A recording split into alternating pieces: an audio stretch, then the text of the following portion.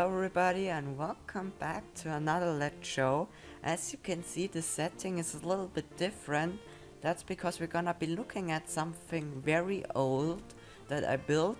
This is basically a follow-up to last week's video, which, as you may have already known, is the history video of my channel. And in that I did mention the RMS Santania, and I credited it to being the first ship that really started my shipbuilding career.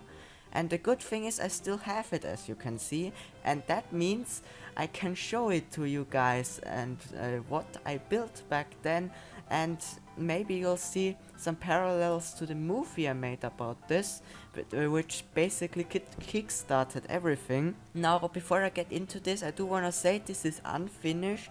At first I intended to finish this and then also upload a tour video, but then that never happened because I realized that everything down below was getting very old because I was working from the bottom up. So I completely started over again, and that's how it really began. So this is a dormant project, and it has been dormant for 2 years now almost. So and it will never be finished, but it's a nice relic of what could have happened basically. So let's jump right into it. And because I started at the bottom or when building this thing, that means I'm gonna also start the tour there because much of the top decks are unfinished, as I mentioned beforehand. So we'll basically get into more modern territory then. So let's start in the lowest 3 decks because the red area is actually 3 decks high. Yeah, this ship is absolutely massive. Especially down here, look how big this bottom part is. The black part is 5 decks and that's 3.5 decks. It's crazy really. So let's start in the cargo areas. As you can see, the lowest, the most forward cargo space is very empty and basic. That's because it is just for a standard cargo and nothing really that special. As you can see, even this area, it's very empty, as you can see, because I didn't really think about space that much, and this is also a really massive cargo hatch. And as you can see the boiler rooms are just a mess. It's, yeah, you can definitely see that this is insanely old. This is quite outdated and very different to what exists on my ships today. And the same is true for my engine room here. As you can see, it is extremely old and very empty. I actually didn't realize how empty this was up until now. And it's also really tall, even though it really makes no sense because the engines are down here and small. Yeah, I didn't make much sense what I built here because I didn't really understand anything yet. But I guess this design is not that bad, but it's not accurate at all, at least it looks nice. There's this generator room. Now this might be familiar to those who have watched the movie. This is where the people were working before the water came in from this jammed watertight door here and swept them away and they had to escape, which really is impossible because there's no emergency ladder, so that's also another issue. This is the most interesting stern I have built. It's very chunky, as you can see, but it's also kinda interesting in design, so I definitely started experimenting with this.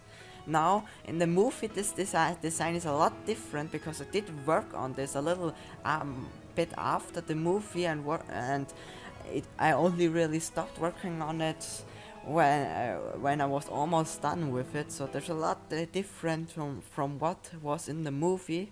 Continuing on, above the tunnels down below we have the main storerooms. As you can see, I actually put some thought into these and I have a lot of the stuff that you would need, and that's quite nice actually. I have a lot of different rooms. This is the K deck, by the way. That's how big the ship is, that this is a K deck. And there's just generally storeroom, and aft there's even more, and there's the main washroom in the very back of the ship, as you can see. It's very much in the back. And above that is the steering engine, and the galley is also over here. It's very interesting, and also in location it doesn't really make that much sense, but hey, that's it's all interesting at least. And there's just generally even more storerooms. As you can see, this is absolutely massive down here. There's even this hallway, which doesn't make any sense. It's probably not a hallway, probably just another storeroom. And there's even some chairs, tablecloths, tables, general stuff that you could use. The mail sector is over here. There's parcels. Sorting is over here. Even more parcels, mail. So there's everything you might want to have down here. Now there's a lot of villagers for some reason swimming around here. That's not because of the movie. That's because that was shot on another map. This is completely untouched. But those villagers, I do not have an idea why I did that. Probably when I first tested out my shaders. That's why I put in villagers to make it look funny with like passengers running around probably. I do not know why, but that's what I'm assuming at least. Anyways, we're now on, this is I-Deck, I believe. As you can see, there's a lot of empty storage down here with the entrances for the cargo holds. As you can see, there's a lot of weird cargo spaces with the massive cargo holds. And there's generally a lot of cabins next to these boiler room roofs. You can see there's a little space with cabins. And very aft we have the crew areas with like instruments over here. We have firemen, we have janitors, and we have the like and the sword. We have some more storerooms and stairs going down into the storerooms. And we have generally just more crew areas. The galley elevators are over here as well. This is the gear rooms. And there's just generally even more storerooms because this ship is massive. But after that we have the steerage cabins again. This, even though the ship is absolutely massive, I only decided to put in two classes, steerage and cabin class, for some reason.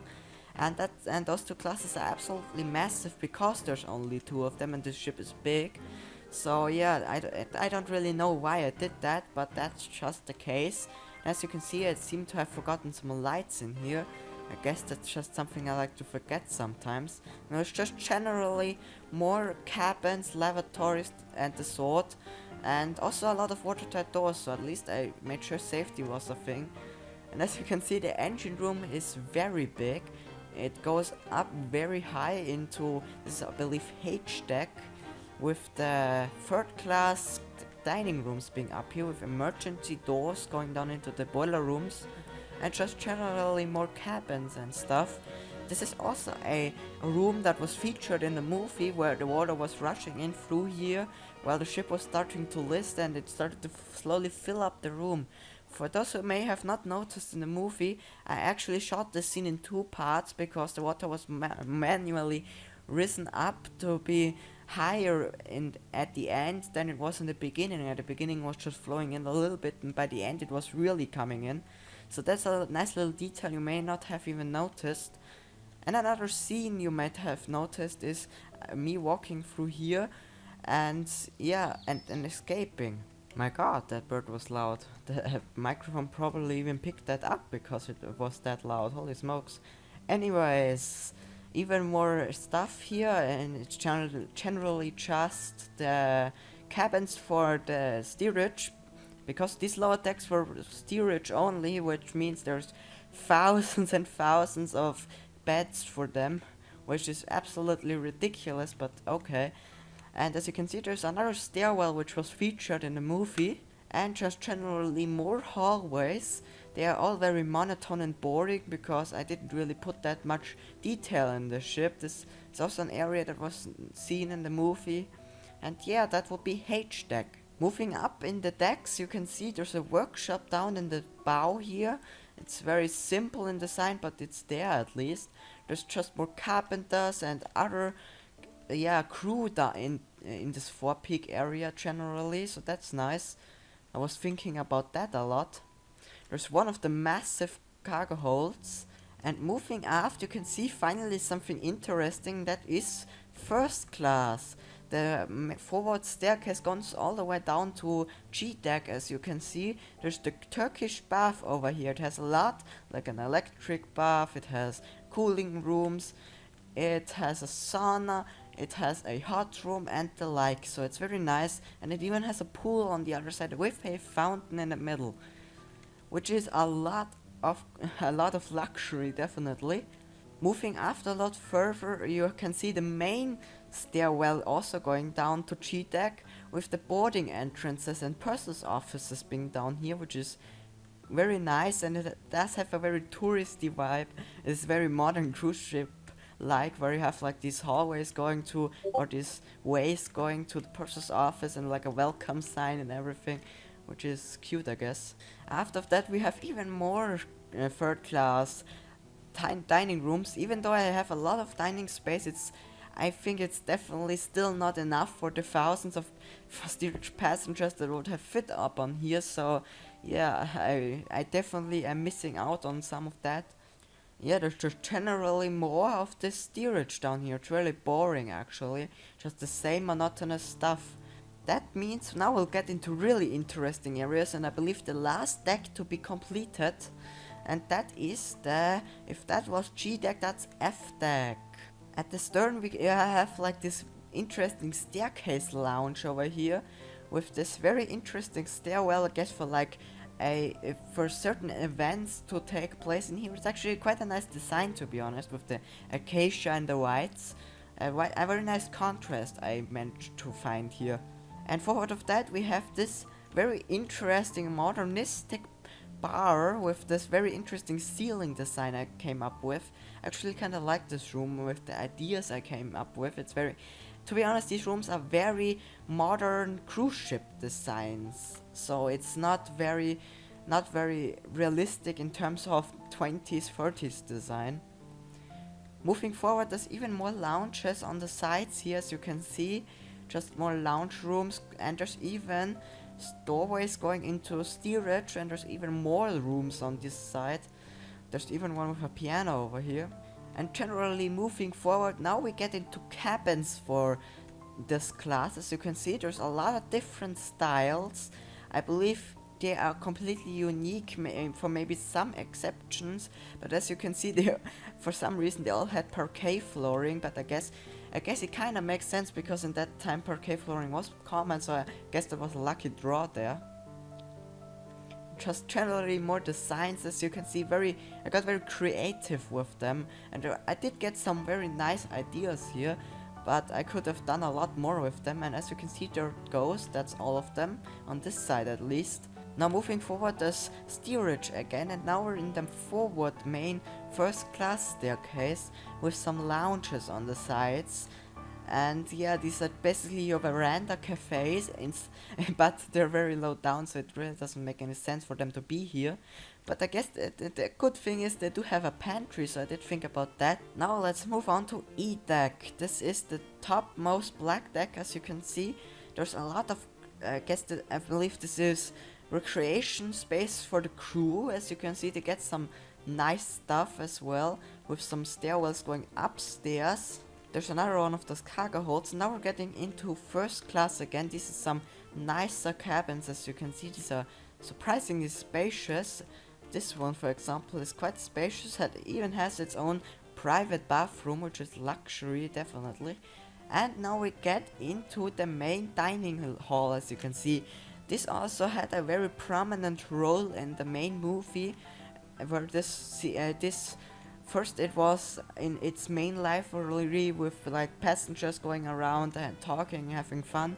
But at the end of the movie, it was like flooding, water coming in from all sides, and it was very sad. So yeah, it had a little bit of a show. It was shown in the movie as well, so that was quite nice. After that, we have another area with the main stairwell, as you can see.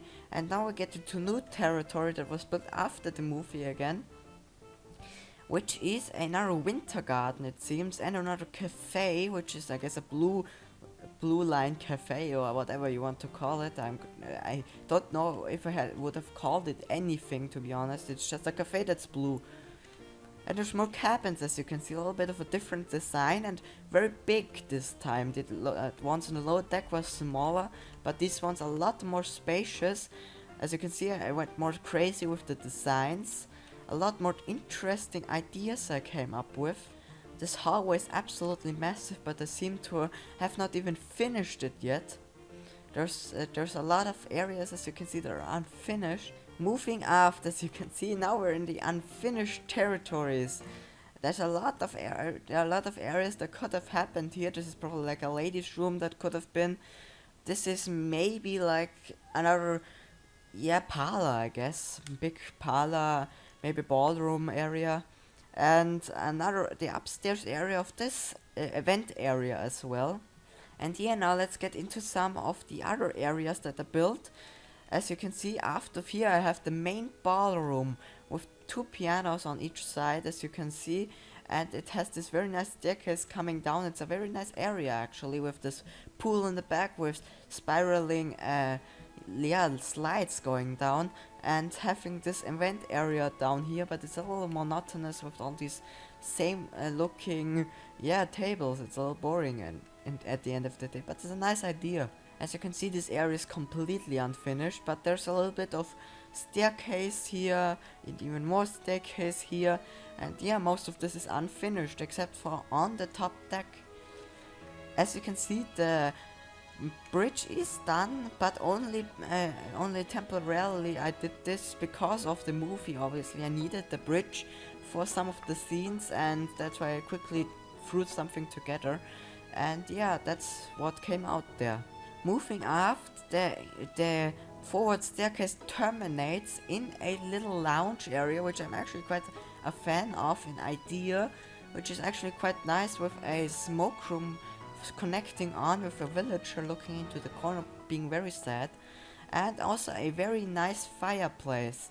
And now at the very aft we have one last thing, and that is the stairwell going down into the event space.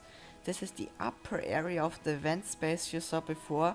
This is a smaller but still very nice lounge with this glass ceiling going down into the main ballroom we looked at beforehand.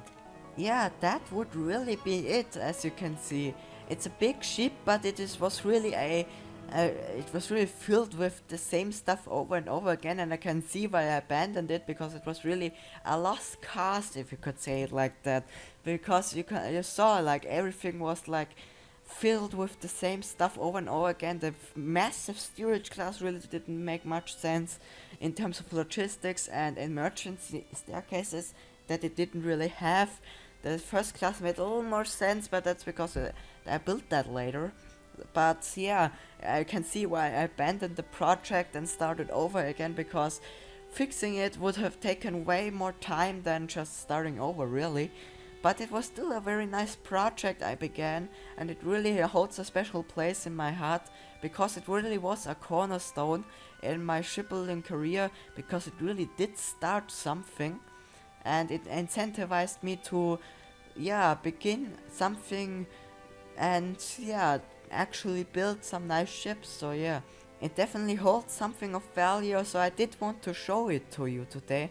Now this is no in-depth video because I didn't release this, and it's also an unfinished project, and it's also very historical and old, so I decided that it fits more into the little Let's Show series, where everything is a little shorter and sweeter, I guess. And I hope you enjoyed this very interesting tour of this very interesting liner. And yeah, this was a very interesting tour for myself as well, because I haven't been on here for quite a while, but it was still very interesting to see. And I hope you enjoyed this, and if you liked it, leave a like, comment your ideas or thoughts down below. Subscribe if you really like my content, and have a good day, everyone. Hey dude, what is that guy doing over there? Yeah, good point. What is he doing over there? Does he think he's Jesus or something?